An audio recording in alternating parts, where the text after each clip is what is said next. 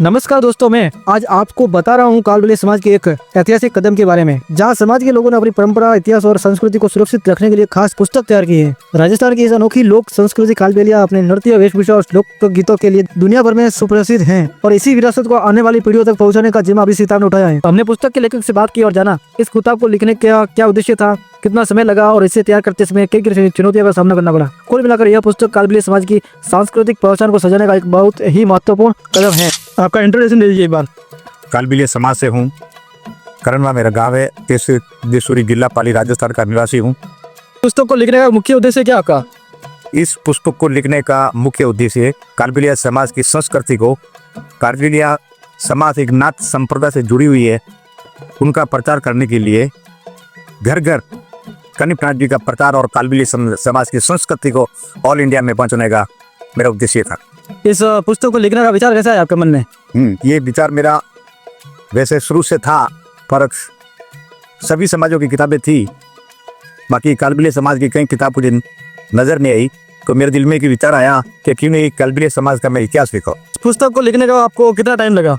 इस पुस्तक को लिखने में मुझे कम से कम इसके अंदर पूरी जानकारी हासिल करने के लिए मुझे दिल्ली, पंजाब, हरियाणा, महाराष्ट्र, गुजरात, पुणे, मध्य क्षेत्र वहाँ जाके उसका पूरा इतिहास लिया और हर समाज के बंधुओं को मिला और उत्तर प्रदेश की संस्कृति, उत्तर प्रदेश की गोत्र, महाराष्ट्र की गोत्र और गुजरात की गोत्रों का मैंने संकलन किया। संकलन करके 155 गोत्रों के साथ इस किताब का मैं निर्माण किया। इस पुस्तक में आपके पारंपरिक नृत्य, वेशभूषा और लोकगीत का वर्णन किया गया है।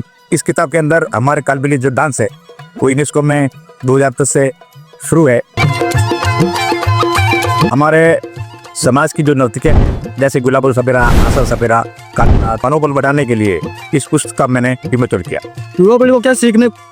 युवा पीढ़ी को इनसे ये संदेश मिलेगा कि ये मुझे लग रहा कि सभी जातियों के तरह इस कालबेलिया संस्कृति लुप्त होने जा रही है, तो आने वाली पीढ़ी इस किताब को पढ़ेगी कि हमारे कालबेलिया समाज इस तरह से गीत गाती थी, इस तरह से सांस्कृतिक प्रोग्राम करती थी, इस तरह से ज्ञानवर्धन करती थी और नवनाथ कनिपनाथ का गुणगान करती थी। आपको इस पुस्तक को लिखते समय किन किन परेशानी हुई? हाँ, इस किताब को लिखने के लिए मुझे बहुत समस्या का सामना करना पड़ा। क्या सामना करना पड़ा कि आज दिन तक इस कालबेलिया की उत्पत्ति के लिए मुझे कोई इतिहास नहीं मिला। लोग अनपढ़ थे, किसी ने मालूम नहीं कि कालबेलिया समाज की उत्पत्ति कैसे हुई और ये आगे कैसे बढ़ी, तो इनके लिए मुझे कई लोगों से संपर्क करना पड़ा। आप इस पुस्तक से अपने समाज के भविष्य में किस तरह से बदलाव की उम्मीद करते हैं? इस पुस्तक से मैं बच्चों में शिक्षा, भावी पीढ़ी को संस्कृति बताने के लिए जो प्रयास किया वो मेरे लिए सबसे बेस्ट है।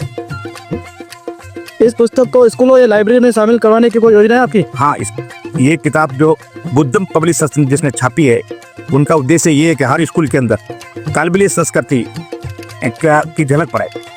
इस पुस्तक को लिखते समय आपको सबसे भावुक या सबसे खास अनुभव कौन सा रहा?